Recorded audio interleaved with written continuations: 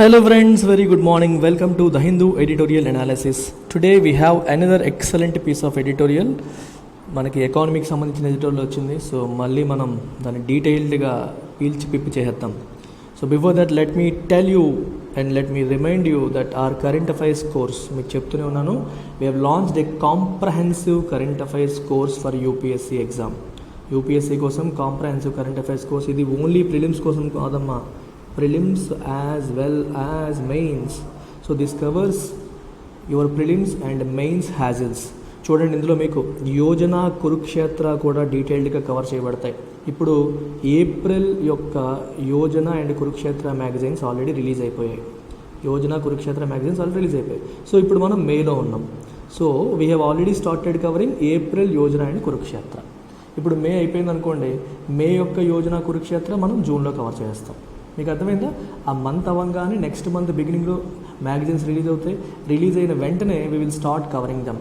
ఒక్కొక్క దాంట్లో రెండింట్లో కలిపి క్లోజ్ టు మనకి 12 to 13 important articles, mains point of వ్యూలో ఇంపార్టెంట్ ఆర్టికల్స్ ఉంటాయి. ఆర్టికల్స్ అన్నింటినీ కూడా మనం దీంట్లో కవర్ చేయడం అనేది జరుగుతుంది. సో ఈ అన్ని ఆర్టికల్స్ కవర్ చేయడం వల్ల మీకు కరెంట్ అఫైర్స్లో మెయిన్స్ పాయింట్ ఆఫ్ వ్యూలో మరి ఏమీ చూడాల్సిన అవసరం ఉండదు. ప్లస్ ప్రిలిమ్స్ కోసం Hindu, live mint, Indian express, PIB అన్ని న్యూస్ పేపర్స్లో వచ్చే ఇంపార్టెంట్ న్యూస్ ఐటమ్స్ నుంచి కూడా మనం క్వశ్చన్స్ని ఫ్రేమ్ చేసి ఎంసీక్యూస్ రూపంలో ప్రిలిమ్స్కి కవర్ చేస్తాం. ఒక మంత్లో 30 రోజులు ఉంటే 4 సండేలు తీసేస్తే you are left with 26 days. 26 రోజులు ఉంటాయి. 26 రోజులు 13 days we will go for prelims, 13 days we will take care of mains. So this way మీరు ఇంకా చూడాల్సిన అవసరం ఉండదు, ఇంకా ఏమీ మిగలవు. కంప్లీట్గా మీకు UPSC prelims, UPSC mains point of వ్యూలో కరెంట్ అఫైర్స్ హెడ్ఏక్ అనేది ఉండదు. మీలో చాలామంది ఏమనుకుంటారు, హిందూ ఎనాలిసిస్ యూట్యూబ్లో చెప్పేస్తున్నారు కదా, మళ్ళీ మాకు ఎందుకు? హిందూ ఎనాలిసిస్ ఒకటి మాత్రమే చెప్తున్నాం. యోజన చెప్పట్లేదు, కురుక్షేత్ర చెప్పట్లేదు. ఈవెన్ హిందూలో కూడా క్వశ్చన్స్ ఎలా వస్తాయో మీకు తెలియట్లేదు, వాటిని ఎలా హ్యాండిల్ చేయాలి, టిప్స్ అండ్ ట్రిక్స్ ఏంటి అనేది మీకు తెలియదు. Indian express, PIB, live mint లాంటి వాటిలో వచ్చే వాటిని కూడా మనం యూట్యూబ్లో ఫ్రీగా పెట్టట్లేదు. కంప్లీట్ హిందూ పేపర్ ఎనాలిసిస్ మాత్రం ఫ్రీగా పెడుతున్నాము. బట్ అదొక్కటే సరిపోదు, దాంతోపాటు ఇవన్నీ కూడా మీకు అవసరం. ఇవన్నింటితో కూడిన కాంప్రహెన్సివ్ కరెంట్ అఫైర్స్ కోర్సు ఈ పర్టికులర్ కోర్స్. దీనికి ఎంత ఫీజు? కేవలం 5,000 మాత్రమే. ఇది మీకు 8th May నుంచి 10,000 అవుతుంది. Yes, it is worth 10,000 because అంత ఎక్కువ కవరేజ్ జరుగుతుంది. డైలీ 9 PM క్లాస్ ఉంటుంది. ప్రతిరోజు రాత్రి 9 PM లైవ్ క్లాస్, రికార్డెడ్ కాదమ్మా, మీకు లైవ్ క్లాసే again the same class record అవుతుంది. సో ఆ క్లాస్ మిస్ అయిన వాళ్ళు రికార్డెడ్లో చూసుకోవచ్చు. మీరు లైవ్లో అటెండ్ అయ్యి ఫ్యాకల్టీతో ఇంటరాక్ట్ అయ్యి డౌట్స్ క్లియర్ చేసుకోవచ్చు. వ్యాలిడ్ ఓన్లీ టిల్ టుమారో, రేపటి వరకు మాత్రమే. మంచి ఆపర్చునిటీ, డోంట్ మిస్ దిస్. ఇమీడియట్గా మీరు చేయాల్సిన పని ఏంటి? ప్రత్యూష మేడంకి కాల్ చేయాలి. కొన్ని ఇక్కడ కనిపిస్తున్న నెంబర్కి మీరు కాల్ చేయండి, లేదా మన వెబ్సైట్లో లాగిన్ అయ్యి కరెంట్ అఫైర్స్ అని కొట్టండి, కోర్స్ వస్తుంది. కేవలం 5,000. యూ కెన్ మేక్ పేమెంట్ ఆన్లైన్లో వెబ్సైట్లో కూడా పేమెంట్ చేసేయచ్చు. శ్రీకాకుళంలో ఉన్న విద్యార్థులకి గుడ్ న్యూస్, ఎందుకంటే అక్కడ మనం యూపీఎస్సీ కోసం, ఏపీపీఎస్సీ కోసం ఒక ఫ్రీ సెమినార్ అనేది కండక్ట్ చేస్తున్నాం. ఎక్కడ అంటే శ్రీకాకుళంలో మన institute venue is our institute. ఇక్కడ కనిపిస్తుంది ఈ అడ్రస్, మన శ్రీకాకుళం బ్రాంచ్ అడ్రస్. ఆ ప్లేస్లో మనకి సెమినార్ కండక్ట్ చేయడం అనేది జరుగుతుంది. సో మీరు ఉదయం 10 గంటలకల్లా సెమినార్ హాల్కి వచ్చేసి, మన ఇన్స్టిట్యూట్ ప్రెమిసెస్కి వచ్చేసి అటెండ్ అవ్వచ్చు. రైట్? సో ఇది అటెండ్ అవ్వాలి అంటే మీరు ఒక పని చేయాలి. మన వీడియో యొక్క కామెంట్ సెక్షన్లో రిజిస్ట్రేషన్ ఫామ్ అనేది పెడుతున్నాం. ఈ రిజిస్ట్రేషన్ ఫామ్ మీరు ఫిల్ చేయాలి. రిజిస్ట్రేషన్ ఫామ్ ఫిల్ చేసి మీ డీటెయిల్స్ ఇవ్వాలి. ఆ డీటెయిల్స్ ఇచ్చిన వాళ్ళు మాత్రమే ఇది అటెండ్ అయ్యే అవకాశం అనేది ఉంటుంది.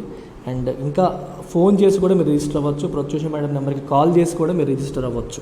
2 ఆప్షన్స్ కూడా ఉన్నాయి. మరి ఇవాళ ఎడిటోరియల్ ప్రారంభిద్దామా?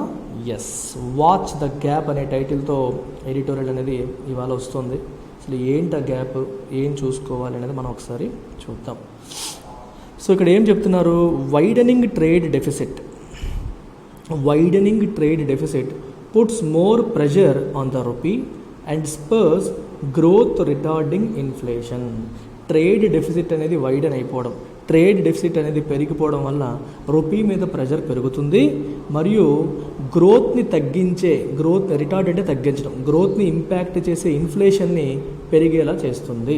స్పర్ అంటే పెరిగేలా చేయడం, ఎంకరేజ్ అనే మీనింగ్ వస్తుందన్నమాట. సో అసలు ఈ ట్రేడ్ డెఫిసిట్ అంటే అర్థం ఏంటి? ట్రేడ్ డెఫిసిట్ పెరిగితే రూపీ మీద ప్రెషర్ పెరగడం ఏంటి? దీనివల్ల ఇన్ఫ్లేషన్ పెరగడం ఏంటి? ఈ వీటన్నింటికి ఉన్న లింక్ ఏంటి తెలుసుకుందామా? ఎస్, తెలుసుకోవాలి అంటే మీకు కావాలి కొన్ని బేసిక్స్ అనేవి మీకు కావాలి. సో ఆ బేసిక్స్ తెలియాలి అంటే we to look at a document called balance of payments. ఈ డాక్యుమెంట్ మనం ఎక్కడి నుంచి తీసుకున్నాం? ఇండియన్ ఎకనామిక్ సర్వే నుంచి తీసుకున్నాం. ఇది ఎవరు ఇచ్చింది అంటే రిజర్వ్ బ్యాంక్ ఆఫ్ ఇండియా వాళ్ళు ఇచ్చిన document. What is this about? దీంట్లో ఏం రాశారు? All major components of India's balance of payments. అసలు బ్యాలెన్స్ ఆఫ్ పేమెంట్స్ అంటే అర్థం ఏంటి? చాలా నేర్చుకోవాలి మనం ఈరోజు.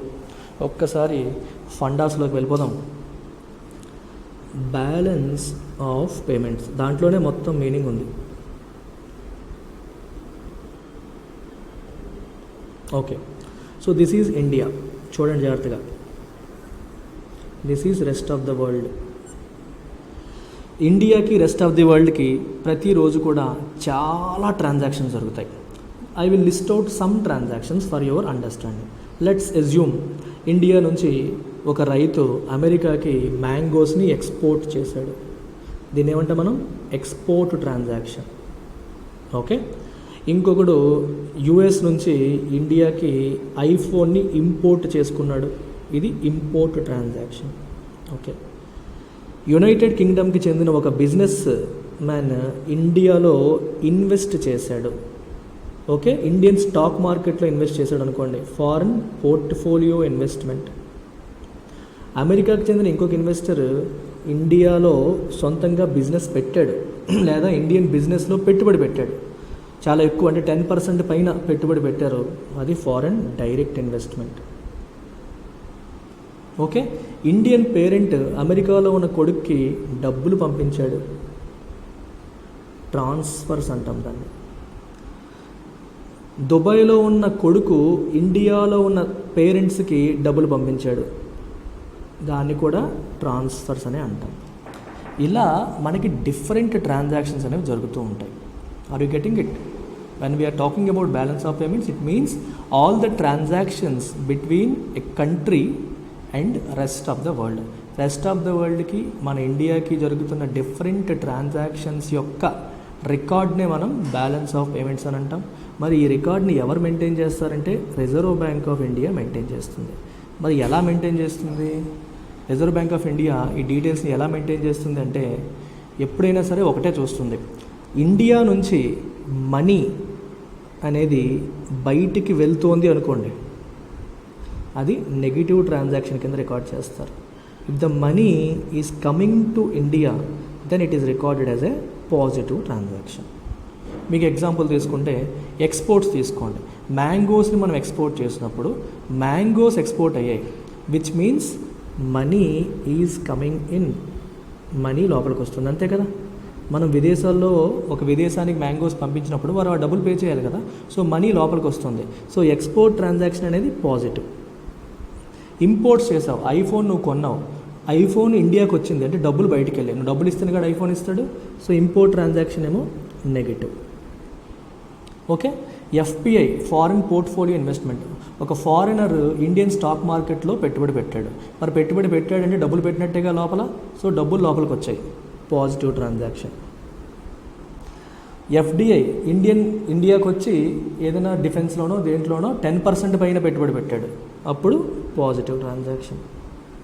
చూడండి, ఒక కంపెనీలో పెట్టే పెట్టుబడి లెస్ దాన్ 10% అయితే దాన్ని ఎఫ్పిఐ కింద కన్సిడర్ చేస్తాము, మోర్ దాన్ 10% అయితే ఎఫ్డిఐ కింద కన్సిడర్ చేస్తాం. గుర్తుపెట్టుకోవాలి, అంటే 10% ఆర్ అబవ్ ఉంటే ఎఫ్డిఐ, 10% లోపు ఉంటే ఎఫ్పిఐ.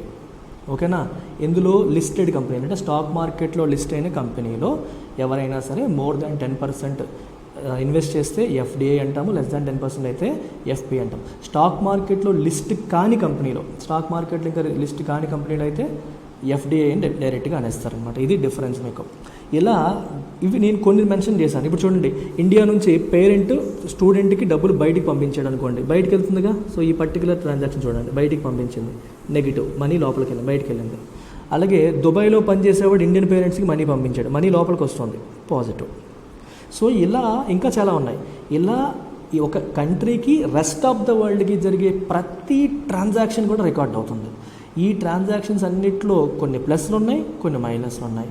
ఈ ప్లస్లు మైనస్లు అన్నీ తేల్చేయగా వచ్చే బ్యాలెన్సే బ్యాలెన్స్ ఆఫ్ పేమెంట్స్. అంటే బయటికి వెళ్ళేది ఎక్కువగా ఉండి లోపలికి వచ్చేవి తక్కువ ఉన్నాయనుకోండి, అప్పుడు మనకి డెఫిసిట్ అవుతుంది, నెగిటివ్ అయిపోతుంది. అంటే బయటికి వెళ్ళేవి ఎక్కువ ఉన్నాయి, లోపలికి వచ్చే తక్కువ ఉన్నాయి కాబట్టి నెగిటివ్ అవుతుంది. అలా కాకుండా లోపలికి వచ్చే పేమెంట్స్ ఎక్కువ ఉండి బయటికి వెళ్ళే పేమెంట్స్ తక్కువ ఉన్నాయి అనుకోండి, then we will have positive balance అనమాట. అర్థమైందా? సార్ మీకు డౌట్ రావచ్చు, సార్ మరి బయటికి వెళ్ళేవి ఎక్కువగా ఉండి లోపలికి వచ్చేవి తక్కువ ఉంటే నెగిటివ్ అవుతుంది కదా అంటే, మరి అప్పుడు ఆ నెగిటివ్ని మనం ఎలా పోడ్చాలి అంటే, దానికోసమే ఆర్బీఐ ఏం చేస్తుంది, రిజర్వ్స్ మెయింటైన్ చేస్తుంది. RBI it maintains reserves. So reserves అనేవి మెయింటైన్ చేస్తుంది అనమాట. అంటే ఫారిన్ ఎక్స్చేంజ్ని మెయింటైన్ చేస్తూ ఉంటుంది, డాలర్స్ రూపంలో మెయింటైన్ చేస్తుంది. ఎప్పుడైనా షార్టేజ్ వచ్చినప్పుడు ఆర్బీఐ ఆ రిజర్వ్స్ నుంచి బయటికి తీయడం అనేది జరుగుతుంది. సో ఇది మీరు గుర్తుపెట్టుకోవాల్సిన విషయం. అయితే ఇది బ్యాలెన్స్ ఆఫ్ పేమెంట్స్ యొక్క బ్రాడ్ కాన్సెప్ట్. ఈ బ్యాలెన్స్ ఆఫ్ పేమెంట్స్లో ఉన్న కాంపోనెంట్స్ని మనం 2 కేటగిరీస్ కింద డివైడ్ చేయొచ్చు. చూడండి ఒకసారి. ఒకటి కరెంట్ అకౌంట్ కింద, రెండవది క్యాపిటల్ అకౌంట్ అని చెప్పి 2 కేటగిరీస్, ప్రధానంగా 2 కేటగిరీస్ కింద మనం డివైడ్ చేస్తాం. అయితే ఇక్కడ మీరు చూడాల్సింది ఏంటి, ఇవాళ మీరు ఎడిటోరియల్ పాయింట్ ఆఫ్ వ్యూలో తీసుకుంటే మీకు కరెంట్ అకౌంట్ గురించి దాంట్లో మెన్షన్ చేశారు, క్యాపిటల్ అకౌంట్లో కూడా కొన్ని ట్రాన్సాక్షన్ గురించి మెన్షన్ చేశారు. మీరు సింపుల్గా అర్థం చేసుకుంటే కరెంట్ అకౌంట్ ట్రాన్సాక్షన్స్ అన్నీ కూడా టెంపరరీ, ఓకే, ఇమీడియట్గా సెటిల్ అయిపోయేవి, అవి current account transactions. For example చూడండి, మీరు ఒక వస్తువుని ఎక్స్పోర్ట్ చేశారనుకోండి, ఎక్స్పోర్ట్ చేసినప్పుడు వాడు ఇమీడియట్గా మనీ సెటిల్ చేస్తాడు, అంతే కదా. మీరు ఎక్స్పోర్ట్ చేయగానే మనీ సెటిల్ చేస్తాడు, transaction over. So temporary transaction అది. మళ్ళీ ఇంకోసారి పంపిస్తావు, ఇమీడియట్గా సెటిల్ చేసుకుంటావు. ఇంపోర్ట్ చేసావు అనుకో, అప్పుడు కూడా అంతే, వస్తువు ఇంపోర్ట్ చేసుకున్నావు, నువ్వు మనీ ఇచ్చేసావు, సెటిల్డ్, ట్రాన్సాక్షన్ సెటిల్ అయిపోయింది. అలాగే సర్వీసెస్ అంటే అర్థం ఏంటి మనకి, ఇవన్నీ వస్తువులు. ఇక్కడ మర్చెండైజ్ ట్రేడ్ బ్యాలెన్స్ అంటే అర్థం ఏంటి, మర్చెండైజ్ అంటే గుడ్స్ అనమాట, వస్తువుల యొక్క ఎక్స్పోర్ట్స్, వస్తువుల యొక్క ఇంపోర్ట్స్. అలాగే మనకి సర్వీసెస్ ఉంటాయి. సర్వీస్ అంటే సాఫ్ట్వేర్ సర్వీసెస్, అకౌంటెన్సీ సర్వీసెస్ ఇలాంటివి. అంటే అమెరికాలోనే ఏదైనా కంపెనీకి ఇండియాలోనే సాఫ్ట్వేర్ కంపెనీ వర్క్ చేస్తుంది అనుకోండి, we're not exporting any product but we're exporting services, వాళ్ళ పని ఇక్కడ చేస్తున్నాం, అలాగనమాట. సో సర్వీసెస్ కూడా ఎక్స్పోర్ట్స్ ఎక్కువ ఉండి ఇంపోర్ట్స్ తక్కువ ఉంటే ప్లస్ అవుతుంది, ఎక్స్పోర్ట్స్ తక్కువ ఉండి ఇంపోర్ట్స్ ఎక్కువ ఉంటే మైనస్ అవుతుంది. బట్ ఇమీడియట్గా నువ్వు సర్వీస్ ఇచ్చేస్తావు, మనీ తీసుకుంటావు, సెటిల్ అయిపోయింది. అలాగే ట్రాన్స్ఫర్స్ అని రాసాం. ట్రాన్స్ఫర్స్ అంటే అర్థం ఏంటి, దుబాయ్లో ఎవడన్నా మన ఇండియన్ పని చేస్తున్నాడు, సో వాడు వచ్చి ఇండియాకి పంపించి వాళ్ళ పేరెంట్స్కి డబ్బులు పంపించాడు, దీన్ని రెమిటెన్సెస్ అంటాం. We call it remittances. Remittance అంటే అర్థం ఏంటి, పేరెంట్స్కి మనీ పంపించడం ఇలాంటివి అనమాట. సో ఇది ఇమీడియట్గా అయిపోయింది, సెటిల్డ్. అలాగే పేరెంట్స్ అమెరికాలో చదువుతున్న కొడుకు డబ్బులు పంపించారు, ఇమీడియట్గా అయిపోయింది, సెటిల్డ్. అందుకే ఇవన్నీ కరెంట్ అకౌంట్. లాస్ట్లో ఇన్కమ్ అని రాశారు. ఇన్కమ్ అంటే అర్థం ఏంటంటే, ఇప్పుడు చూడండి ఇక్కడ చాలా ఐటమ్స్ చెప్పేస్తాను మీకు. ఇప్పుడు ఫారెన్లో ఉన్న ఏదైనా కంపెనీ ఇండియాలో బిజినెస్ పెట్టింది, ఈ బిజినెస్ పైన ప్రాఫిట్ వచ్చింది. ఈ ప్రాఫిట్ ఏదైతే ఉందో వాళ్ళ దేశానికి పంపించేసుకుంటారు, దాన్ని ఇన్కమ్ అంటాం. వాళ్ళ దేశానికి పంపించుతుందంటే మన దేశం నుంచి బయటకు వెళ్తుంది కాబట్టి నెగిటివ్ అవుతుంది. అలాగే ఇండియన్ ఎవరో ఫారెన్లో బిజినెస్ పెట్టారు, అక్కడ వచ్చిన ప్రాఫిట్ని ఇండియాకి తీసుకొచ్చాడు, అది పాజిటివ్ అవుతుంది. అగైన్ ఇమీడియట్గా సెటిల్ అయిపోతుంది. సెటిల్ అయిపోవడం అర్థమైంది కదా, మనీ ట్రాన్స్ఫర్ అయిపోయింది అనమాట. సో ఇది షార్ట్ టర్మ్, ఇవన్నీ ఎప్పటికప్పుడు తేల్చేసేవన్నమాట. ఇలాంటి వాటిని మనం కరెంట్ అకౌంట్లో రాస్తాం. సో కరెంట్ అకౌంట్లో ఉన్నవన్నీ కూడా ఇదే కేటగిరీ. కరెంట్ అకౌంట్లో రెండింటి కింద డివైడ్ చేశారు, చూసారా. మర్చెండైజ్ ట్రేడ్ బ్యాలెన్స్ అన్నారు, దీంట్లో ఓన్లీ గుడ్స్ ఉంటాయి, గుడ్స్ యొక్క ఎక్స్పోర్ట్స్, గుడ్స్ యొక్క ఇంపోర్ట్స్. రెండో కేటగిరీ ఇన్విజిబుల్స్, ఇవి కనిపించవు మనకి. గుడ్స్ అనుకోండి, వస్తువులు కనిపిస్తాయి, ఇన్ని టీవీలలో ఇన్ని ఫ్రిడ్జ్లలో కనిపిస్తూ ఉంటాయి. ఇన్విజిబుల్స్ అనేవి things which are not seen but they are important, like services కనిపించవు కానీ ఎక్స్పోర్ట్స్ ఉంటాయి, ఇంపోర్ట్స్ ఉంటాయి. ట్రాన్స్ఫర్స్, మనీ అనేది మనకి ఫిజికల్గా కనిపిస్తుందా, మనీ ట్రాన్స్ఫర్స్. అలాగే ఇన్కమ్ మీకు చెప్పాను, బిజినెస్ మీద వచ్చే ప్రాఫిట్ కానీ. మనం లోన్ తీసుకున్నాం అనుకోండి, వరల్డ్ బ్యాంక్ దగ్గర మనం లోన్ తీసుకుంటే దాని మీద వడ్డీ కట్టాలిగా, ఆ వడ్డీ అనేది కూడా ఇన్కమ్ కిందకి వెళ్తుంది. అయితే మనకి కాదు, వరల్డ్ బ్యాంక్ ఇన్కమ్ బయటికి వెళ్తుంది కాబట్టి మైనస్. అలాగే ఇండియన్ బ్యాంక్ ఏదైనా ప్రైవేట్ బయట దేశంలో ఉన్న బయట కంట్రీల్లో ఉన్న కంపెనీస్కి లోన్లు ఇచ్చాయనుకోండి, వాళ్ళు వడ్డీ కడతారు, ఆ వడ్డీ ఇండియన్ బ్యాంక్స్కి ఇన్కమ్. సో మనీ లోపలికి వస్తుంది, that will be positive. So ప్రతి దాంట్లో కూడా బయటికి వెళ్తే నెగిటివ్, లోపలికి వస్తే పాజిటివ్, అది గుర్తుపెట్టుకుంటారు. కనిపిస్తే గుడ్స్, మర్చెండైజ్, కనిపించినవన్నీ కూడా ఇన్విజిబుల్స్. అండ్ ఓవరాల్గా కరెంట్ అకౌంట్లో ఉన్నవన్నీ ఏంటి, టెంపరీ ట్రాన్సాక్షన్స్, ఇమీడియట్ సెటిల్మెంట్ ఉండేవి. అలా సెకండ్ ట్రాన్సాక్షన్ వచ్చి క్యాపిటల్ అకౌంట్. క్యాపిటల్ అకౌంట్ అన్నీ కూడా లాంగ్ టర్మ్ పర్స్పెక్టివ్లో ఉంటాయి. ఫర్ ఎగ్జాంపుల్ ఫారిన్ ఇన్వెస్ట్మెంట్ అన్నారు. ఫారినర్ ఎవడన్నా భారతదేశంలో ఒక 100 కోట్లు పెట్టి బిజినెస్ పెట్టాడు. 100 కోట్లు పెట్టే బిజినెస్ ఒక రోజులో తేలిపోయేది కాదు. లాంగ్ టర్మ్ వ్యూతో కొన్ని సంవత్సరాల పాటు నడుస్తుంది. ఈ లాంగ్ టర్మ్ మైండ్ సెట్తో వచ్చేవన్నీ కూడా క్యాపిటల్ అకౌంట్లోకి వస్తాయి. అలాగే ఫారిన్ పోర్ట్ఫోలియో ఇన్వెస్ట్మెంట్, మన స్టాక్ మార్కెట్లోనూ మన బాండ్ మార్కెట్లోనూ పెట్టుబడులు పెట్టాడు. ఇదంతా ఇవాళ పెట్టి రేపు తీసేయడానికి కాదు. తీయాలంటే తీసేయచ్చు, కానీ పెట్టేది ఎప్పుడు కూడా రేపు పొద్దున అది గ్రో అవ్వాలి అనే ఉద్దేశంతో చేస్తారు. అలాగే లోన్లు, మన దేశం వేరే వాళ్ళ దగ్గర లోన్లు తీసుకున్న, విదేశాల వాళ్ళు మన దేశం దగ్గర లోన్లు తీసుకున్న, అవి కూడా ఒక లాంగ్ టర్మ్ మైండ్ సెట్తో వస్తాయి. ఈ లాంగ్ టర్మ్ మైండ్ సెట్తో ఉన్నవన్నీ కూడా క్యాపిటల్ అకౌంట్లోకి వెళ్తాయి. షార్ట్ టర్మ్తో వచ్చేవన్నీ కూడా కరెంట్ అకౌంట్లోకి వెళ్తాయి. ఇది మన కథ. ఇప్పుడు కరెంట్ అకౌంట్ డెఫిసిట్ అనే పదం మీకు కనిపిస్తుంది. డెఫిసిట్ అనే పదం మీనింగ్ ఏంటి మీకు అర్థం చేసుకోండి ఒకసారి. మీరు ఒక్కొక్కటి చూడండి. మర్చెండైజ్ ట్రేడ్ బ్యాలెన్స్ అన్నాడా, ఇప్పుడు ఎక్స్పోర్ట్స్ అనేవి లెట్సే 100 రూపాయలు అనుకోండి, ఇంపోర్ట్స్ ఏమో 80 రూపాయలు అనుకోండి. ఇప్పుడు ఎక్స్పోర్ట్స్ ప్లస్ కదా, ఇంపోర్ట్స్ మైనస్. సో ఓవరాల్గా ఏమైంది, +20. అప్పుడు ఏమంటాం, ట్రేడ్ బ్యాలెన్స్ పాజిటివ్ అంటాం. ట్రేడ్ బ్యాలెన్స్ ఏమంటాం, పాజిటివ్ అంటాం. అలా కాకుండా రివర్స్ వేసుకోండి. ఎక్స్పోర్ట్స్ ఏమో 80 అనుకోండి ప్లస్ ఎక్స్పోర్ట్స్, ఇంపోర్ట్స్ ఏమో 100 అనుకోండి నెగిటివ్. ఇప్పుడు ఏమైంది, ట్రేడ్ బ్యాలెన్స్ -20 అయింది. ట్రేడ్ బ్యాలెన్స్ ఏమైంది, -20. మీకు అర్థమైంది, రివర్స్ అయింది ట్రెండ్. ట్రేడ్ బ్యాలెన్స్ ఇప్పుడు ట్రేడ్ డెఫిసిట్ వచ్చింది అంటారు, మర్చెంటైజ్ ట్రేడ్ డెఫిసిట్ వచ్చింది అంటారు. ఓకేనా. ఇప్పుడు ఇవి ప్లస్ ఇవి కలిపి ఓవరాల్గా ప్లస్లు మైనస్లు అన్నీ నెగిటివ్ వచ్చింది అనుకోండి, అప్పుడు ఏమంటారు, కరెంట్ అకౌంట్ డెఫిసిట్ అంటారు. కరెంట్ అకౌంట్ ఓవరాల్గా ప్లస్లు తక్కువ ఉన్నాయి, మైనస్లు ఎక్కువ ఉన్నాయి, కరెంట్ అకౌంట్ డెఫిసిట్ అంటారు. అంత వేయిగా పాజిటివ్ వచ్చింది అనుకోండి, అప్పుడు కరెంట్ అకౌంట్ సర్ప్లస్ అంటారు. అంటే మీరు చదువుతాం ఇవన్నీ కూడా. కరెంట్ అకౌంట్ డెఫిసిట్ అంటే క్యాడ్ ఇలాగా, సర్ప్లస్ అంటే క్యాష్, ఈ రకంగా రాయడం అనేది జరుగుతుంది. డెఫిసిట్ సర్ప్లస్ అర్థమైందా. ప్లస్లు మైనస్లు అన్నీ తేల్చేయాలి. తేల్చేయగా ప్లస్లు ఎక్కువ ఉంటే సర్ప్లస్, మైనస్లు ఎక్కువ ఉంటే డెఫిసిట్. ఓన్లీ ఇక్కడ వరకే చూస్తే ట్రేడ్ డెఫిసిట్, ట్రేడ్ సర్ప్లస్, ఇదంతా కలిపి చూస్తే current account deficit, current account surplus. Only invisibles చూస్తే ఇన్విజిబుల్స్లో డెఫిసిట్, ఇన్విజిబుల్స్లో సర్ప్లస్, ఇలా మనం చూస్తాం అన్నమాట. ఇప్పుడు ఎడిటోరియల్లోకి వద్దాం. ఈ పదాలన్నీ ఉపయోగిస్తాం, సో మీరు ఇమీడియట్గా అర్థం చేసుకోవాలి. Official data on India's merchandise trade. Merchandise trade అంటే అర్థం ఏంటి, ఇప్పుడు చెప్పేస్తారు మీరే. Exports, imports. ఫర్ ఏప్రిల్ మంత్కి ఎక్స్పోర్ట్స్ ఇంపోర్ట్స్ డేటా వచ్చింది. It gives reason for cheer at the first glance. చూడగానే మనకి ఆనందాన్ని కలిగించే డేటా కనిపిస్తోంది. Emerging for a record export from a record export performance during the just concluded financial year. Outward shipments for the month rose 24.2% from a year earlier, with electronics and chemicals showing healthy expansion, while petroleum products more than doubled. Okay, ఈ sentence చాలా important. Emerging from A record export performance during the just concluded financial year. అంటే మార్చి నెలతో conclude అయిన financial ఇయర్లో record export performance మనం చూపించాం. Exports బాగా grow అయ్యాయి. ఇప్పుడు మార్చ్ అయిపోయిన తర్వాత ఇమీడియట్గా ఏప్రిల్ వచ్చింది. మరి ఏప్రిల్లో అవుట్వర్డ్ షిప్మెంట్స్ అంటే ఎక్స్పోర్ట్స్ అనేవి ఏమయ్యాయి, 24.2% పెరిగాయి సంవత్సరం క్రితంతో పోల్చుకుంటే. అంటే ఏప్రిల్ 2021తో పోల్చుకుంటే ఎక్స్పోర్ట్స్ ఏమయ్యాయమ్మా, 24.2% పెరిగాయి. వాటిల్లో ఏవి బాగున్నాయి, electronics, chemicals showing healthy expansion. ఈ రెండు కూడా బాగా ఎక్స్పాండ్ అయ్యాయి, బాగా గ్రో అయ్యాయి. While petroleum products more than doubled. Petroleum products యొక్క ఎక్స్పాన్షన్ కూడా బాగా పెరిగింది, ఎక్స్పోర్ట్స్ బాగా పెరిగాయి. ఇది చూడగానే మీలో చాలామందికి డౌట్స్ వచ్చేస్తాయి.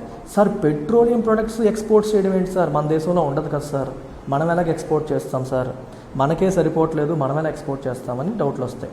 గుర్తుపెట్టుకోండి, అక్కడ ఏం రాశారు, పెట్రోలియం ప్రొడక్ట్ అని రాశారు. క్రూడ్ ఆయిల్ అంటే అర్థం ఏంటి, ముడి చమురు. క్రూడ్ ఆయిల్ని ఇండియా ఇంపోర్ట్ చేసుకుంటుంది. క్రూడ్ ఆయిల్ మనం ఇంపోర్ట్ చేస్తాం.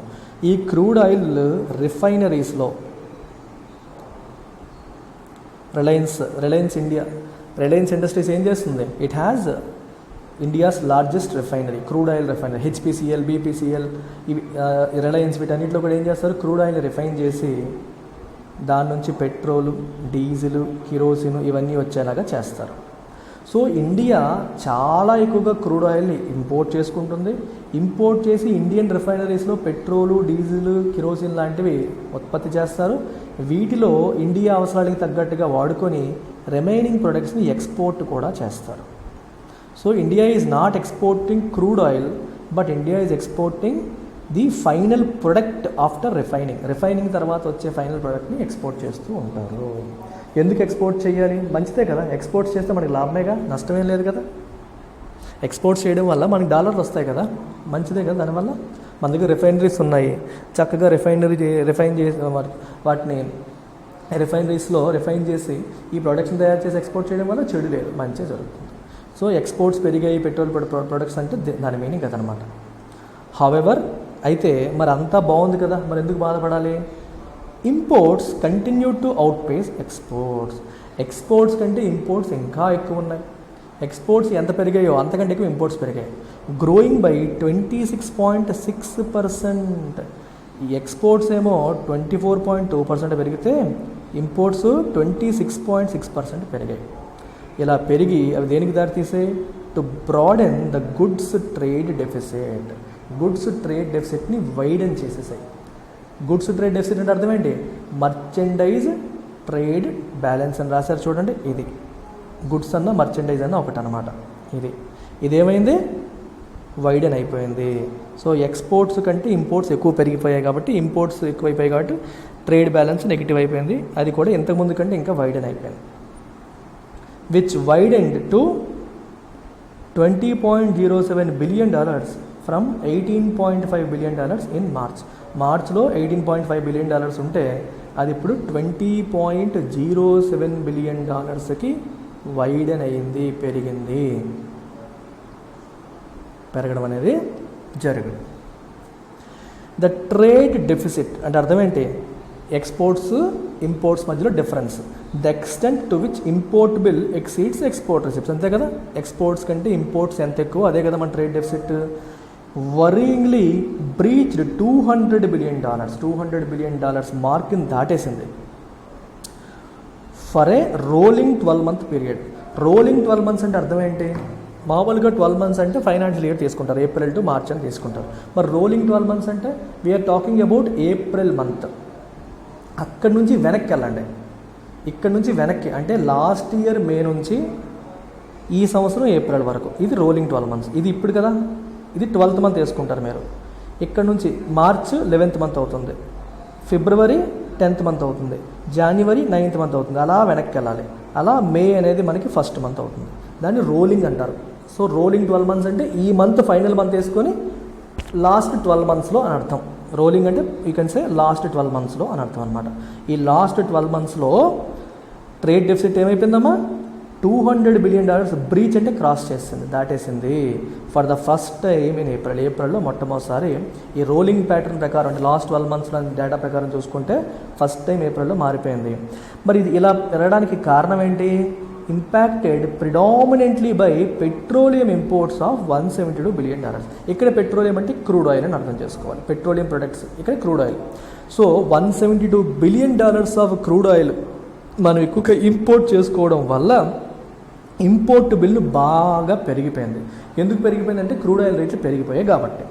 Global crude oil prices have surge అంటే పెరిగిపోవడం by more than 40% in 2022 in the wake of Russia's war on Ukraine. In the wake of అంటే following, in the wake of అంటే meaning ఏంటి? Following Russia's war on Ukraine పైన Russia ప్రకటించిన వార్ని follow అవుతూ మనకి గ్లోబల్ క్రూడ్ ఆయిల్ ప్రైస్లు ఏమయ్యాయి?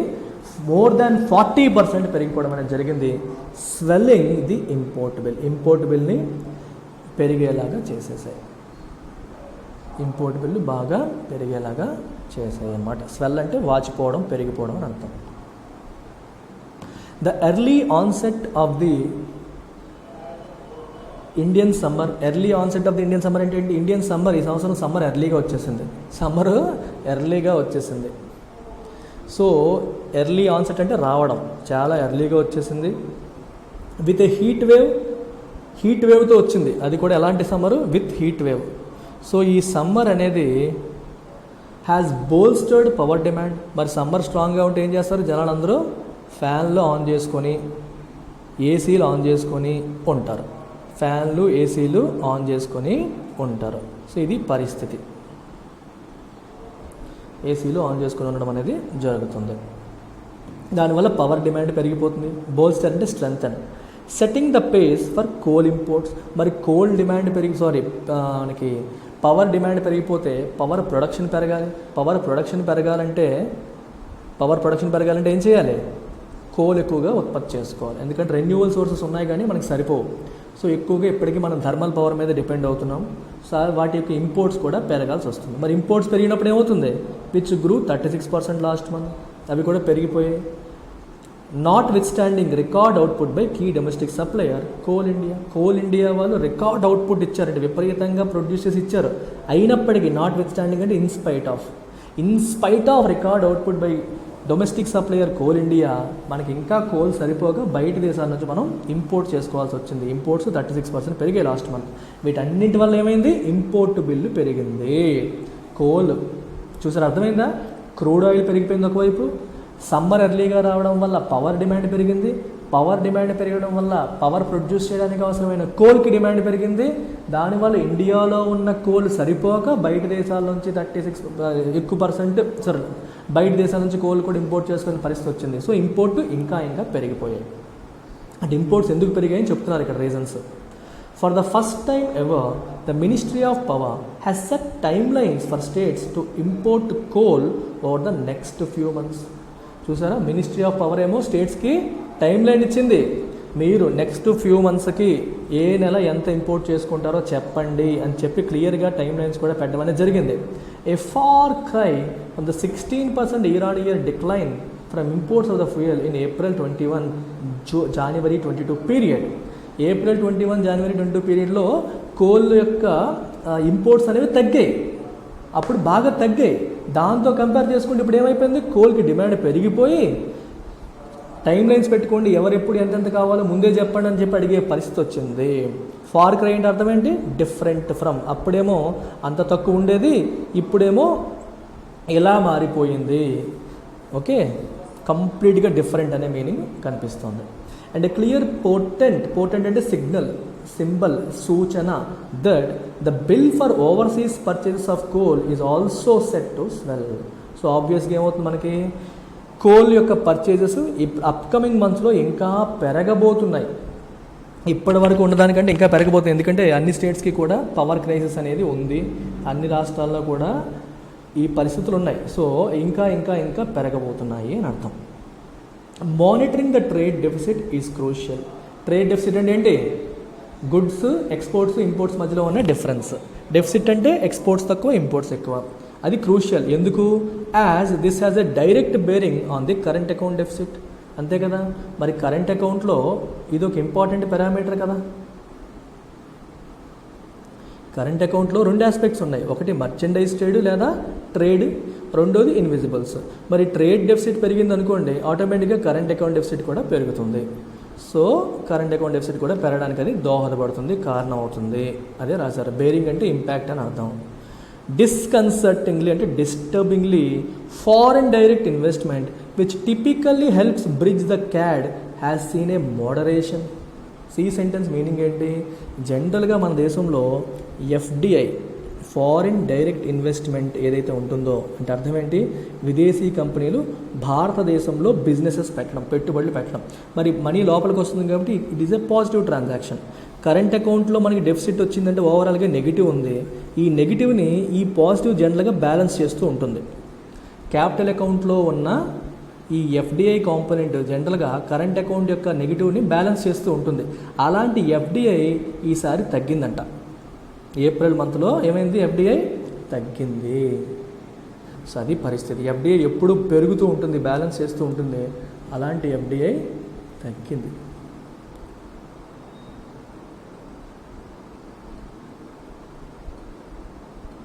ఈసారి తగ్గడం అనేది జరిగింది. And the wider the CAD, wider అంటే క్యాడ్ అనేది ఎంత పెరుగుతూ ఉంటే, డెఫిసిట్ ఎంత పెరుగుతూ ఉంటే, the greater the downward pressure on the rupee. ఈ రెండింటికి సంబంధం ఏంటి? అదేంటది?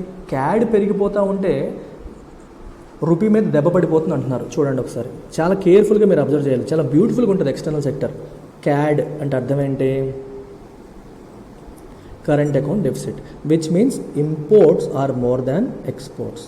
సో మీరు ఒకసారి అబ్జర్వ్ చేయండి, ఒక వస్తువుని మనం ఇంపోర్ట్ చేసేటప్పుడు ఏం జరుగుతుంది? లెట్స్ అస్యూమ్ యువర్ ఇంపోర్టింగ్ ఒక ఐఫోను, ఐప్యాడ్ ఇంపోర్ట్ చేసుకుంటున్నారు. ఈ ఐఫోను, ఐప్యాడ్ అనేది డాలర్స్లో కదా వాళ్ళు అమ్ముతారు. మన దగ్గర ఏముంటాయి? రూపీలు ఉంటాయి. So whenever you want to buy an iPhone or iPad or whenever you want to import anything from foreign countries, you need dollars. దానికోసం మన ఇంపోర్టర్స్ ఏం చేస్తారు? They will go to RBI, they will sell these rupees to RBI and buy dollars from RBI. RBI దగ్గర dollars కొనుక్కుంటారు. RBI దగ్గర dollars కొనుక్కొని ఈ డాలర్స్తో ఇంపోర్ట్స్కి payment చేస్తారు. మీరు కీన్గా అబ్జర్వ్ చేస్తే ఇక్కడ ఏమవుతుంది? They are buying dollars, they are buying dollars. Dollars కొంటున్నారు. డాలర్స్ కొంటున్నారు అంటే అర్థం ఏంటి? డాలర్కి డిమాండ్ పెరుగుతుంది. డాలర్కి డిమాండ్ పెరుగుతున్నప్పుడు అదేమవుతుంది? డాలర్ వాల్యూ పెరుగుతుంది, which means consequently rupee value తగ్గుతుంది. అర్థమైందా? ఇంపోర్ట్స్ వల్ల రూపీ మీద ప్రెషర్, డౌన్వర్డ్ ప్రెషర్. ఎందుకంటే రూపీస్ అమ్మేయాలి, రూపీస్ అమ్మితేనే కదా నువ్వు డాలర్స్ కొనగలుగుతావు. నీ దగ్గర రూపాయలు ఉన్నాయి, నీకు డాలర్స్ కావాలి, రూపాయలు అమ్మాలి. అమ్మే వాళ్ళు ఎక్కువయ్యే కొద్దీ రూపీ మీద ప్రెషర్ పెరిగిపోతూ ఉంటుంది. అదే ఎక్స్పోర్ట్స్ అయినప్పుడు ఏమవుతుంది? మనకి ఎక్స్పోర్ట్ చేసావనుకో, you're selling an item to foreign country. Foreign కంట్రీకి నువ్వు వస్తువు ఎక్స్పోర్ట్ చేస్తున్నావు. ఎక్స్పోర్ట్ చేసినప్పుడు నీకు పేమెంట్ ఏ రూపంలో వస్తుంది? డాలర్ రూపంలో వస్తుంది. ఆ డాలర్స్ నువ్వేం చేసుకుంటావు? నువ్వు ఇండియాకి తీసుకొచ్చేస్తావు. నువ్వు ఇండియాకి వచ్చి ఆర్బీఐకి ఈ డాలర్లు ఇచ్చేసి you will take rupees, which means you are selling dollars. Exports చేయడం ద్వారా నీకు వచ్చిన డాలర్స్ని ఆర్బీఐ దగ్గరికి వచ్చేసి నువ్వు అమ్మేసి నువ్వు రూపీస్ తిరిగి తీసుకుంటావు. నీకు అర్థమైందా? ఎక్స్పోర్ట్స్ చేయడం వల్ల డాలర్లు ఎక్కువగా అమ్మడం, రూపీలు ఎక్కువగా కొనుగోలు చేయడం జరుగుతుంది. సో రూపీ వాల్యూ పెరుగుతుంది. ఇంపోర్ట్స్ వల్ల రూపీ వాల్యూ తగ్గుతుంది. ఇప్పుడు ఏమవుతుంది? ఇంపోర్ట్స్ ఎక్స్పోర్ట్స్ కంటే ఎక్కువ ఉన్నప్పుడు ఏమవుతుంది? డౌన్వర్డ్ ప్రెషర్ ఆన్ రూపీ అనేది అప్వర్డ్ కంటే ఎక్కువ ఉంటుంది. Imports downward pressure, exports upward అంటే పెరుగుదల కంటే తగ్గుదల ఎక్కువ ఉంటుంది. దీనివల్ల ఏమవుతుంది? రూపీ వీకెన్ అవుతుంది, రూపీ వాల్యూ పడిపోతుంది. I hope you have got it. ఇది concept. Okay, so downward pressure on rupee, which has already weakened considerably since the conflict in Eastern Europe began in February. Already rupee weaken అయిపోయింది, దాని మీద ఇంకా further pressure దీనివల్ల పడుతుంది. A weaker rupee in turn makes imports costlier. ఇప్పుడు rupee week అయిపోయింది అనుకోండి, దానివల్ల ఏమవుతుంది? ఇంపోర్ట్స్ ఇంకా కాస్ట్లీ అయిపోతాయి. దాని అర్థం ఏంటి? అబ్జర్వ్ చేయండి కేర్ఫుల్గా. $1 ఈక్వల్ టు 60 రూపాయలు ఉండేదనుకోండి, ఇప్పుడు $1 ఈక్వల్ టు 70 రూపాయలు అయింది అనుకోండి. రూపీ ఏమైనట్టు? వీక్ అయినట్టు. సరే 60-70 అయితే పెరిగినట్టు కదా అనుకుంటారు. 60-70 అంటే ఒక డాలర్కి ఇంతకుముందు 60 రూపాయలు వచ్చేవి, అదే డాలర్కి ఇప్పుడు 70 రూపాయలు వస్తున్నాయి. సో దేని వాల్యూ పెరిగింది? డాలర్ వాల్యూ పెరిగింది. ఇంతకుముందు ఈ చేతిలో డాలర్ ఉంటే 60 రూపాయలు వచ్చాయి, ఇప్పుడు 70 రూపాయలు వస్తున్నాయి. సో డాలర్ వాల్యూ పెరిగింది, విచ్ మీన్స్ రూపీ వాల్యూ తగ్గింది. ఒక ఇంపోర్టర్ పరిస్థితి ఏంటో ఆలోచించండి. Let's say you are importing an item worth $100. $100 ఐటమ్ని నువ్వు ఇంపోర్ట్ చేస్తున్నావు. రూపీ 60 రూపాయలు ఉన్న డాలర్ 60 రూపాయలు ఉన్నప్పుడు దాని వాల్యూ ఎంత అవుతుంది? 60 × 100 6,000 రూపాయలు పే చేస్తే నీకు ఐటమ్ వచ్చేది. మరి ఇప్పుడేమవుతుంది? 7,000 రూపాయలు పే చేస్తే కానీ ఐటమ్ రావట్లేదు. సో విచ్ మీన్స్ ఇంపోర్ట్స్ మీద ప్రెషర్ పెరిగిందా తగ్గిందా? పెరిగింది. సో ఇంపోర్ట్స్ ఏమైపోయాయి? కాస్ట్లీయర్. అంటే రూపీ తగ్గడం వల్ల ఇంపోర్ట్స్ ఏమవుతున్నాయి? ఇంకా కాస్ట్లీ అయిపోతున్నాయి. ఇంపోర్ట్స్ ఇంకా కాస్ట్లీ అయిపోతున్నాయి. Potentially widening the trade deficit ఇంకా వైడన్ అయిపోతుంది. And thus triggering a vicious cycle. మీకు అర్థమైందా?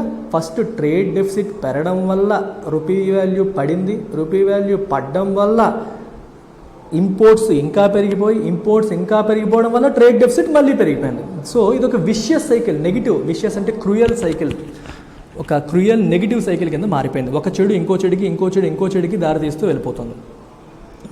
The RBI has sought to to steady the rupee against wild swings. Rupee మరీ దారుణంగా పడిపోకుండా, విపరీతంగా మారిపోకుండా దాన్ని స్టేబుల్ చేయడానికి ఆర్బీఐ ట్రై చేసింది. Evident in the dip in the foreign exchange reserves to $600.4 billion from $640 billion in just 6 months earlier.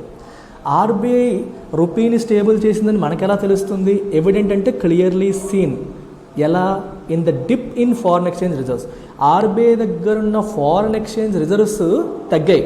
ఒకప్పుడు $640 billion ఉంటే ఇప్పుడు $600 billion ఉన్నాయి. ఫారెన్ ఎక్స్చేంజ్ రిజర్వ్స్ తగ్గితే రూపీని స్టేబుల్ చేసిందని ఎలా అర్థం చేసుకోవాలి? ఈ రెండింటికి లింక్ ఏంటి చూసేద్దాం. అది కూడా మనం ఎకానమీని పిప్పి చేసి పాడేద్దాం అంతే. చూడండి అమ్మా, రూపీ ఏమవుతుంది? వీక్ అయిపోతుంది. రూపీని ఏం చేయాలి? స్టేబుల్ చేయాలి లేదా స్ట్రెంగ్తెన్ చేయాలి.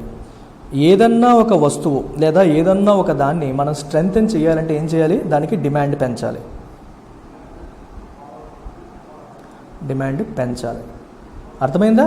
సో మరి డిమాండ్ పెంచాలి అంటే, లేదా అది దాన్ని మనం దేంతో కంపేర్ చేస్తాం? డాలర్తో. సో డాలర్కి డిమాండ్ తగ్గించాలి. డాలర్ డిమాండ్ తగ్గించినా రూపీ వాల్యూ పెరుగుతుంది, రూపీ డిమాండ్ పెంచినా రూపీ వాల్యూ పెరుగుతుంది. అంతేనా? సో ఆర్బీఐ ఏం చేస్తుంది? తన దగ్గర ఉన్న డాలర్స్ని అమ్మడం మొదలు పెడుతుంది. RBI starts selling dollars. ఎప్పుడైతే ఆర్బీఐ తన చేతిలో ఉన్న డాలర్స్ని అమ్మడం మొదలు పెడుతుందో, ఏమవుతుంది మనకి? అప్పుడు అమ్మడం మొదలుపెట్టినప్పుడు డాలర్ మీద ప్రెజర్ పెరుగుతుంది. ఏ వస్తువు అయితే ఎక్కువగా అమ్మేస్తూ ఉంటామో, చూడండి ఒక ఊరిలో అందరూ నాకు ఈ స్థలాలు అమ్మేద్దామని వచ్చారనుకోండి, ప్రతివాడు అమ్మడానికి వచ్చే స్థలం వాల్యూలు ఏమవుతాయి? తగ్గిపోతాయి. అంతేనా? ఏదైనా సరే, ఇప్పుడు ఉల్లిపాయలు ఉన్నాయి, అందరూ ఉల్లిపాయలే పండించారు, అందరూ ఒకేసారి అమ్మకానికి మొదలుపెట్టారు, ఉల్లిపాయ రేట్లు తగ్గిపోతాయి. సో దేనికైతే స్కేర్సిటీ ఉంటుందో దాని వాల్యూ పెరుగుతుంది, దేనికైతే సప్లై పెరుగుతుందో దాని వాల్యూ తగ్గుతుంది. ఇవి ఆర్బీఐ డాలర్లు ఎక్కువగా అమ్మడం వల్ల ఏమవుతుంది? ఆ డాలర్ వాల్యూ తగ్గుతుంది. దానివల్ల సబ్సిక్వెంట్గా రూపీకి సపోర్ట్ వస్తుంది, రూపీ వాల్యూ పెరుగుతుంది అనమాట. సో పడిపోతున్న రూపీని కాపాడడానికి ఆర్బీఐ ఏం చేసింది?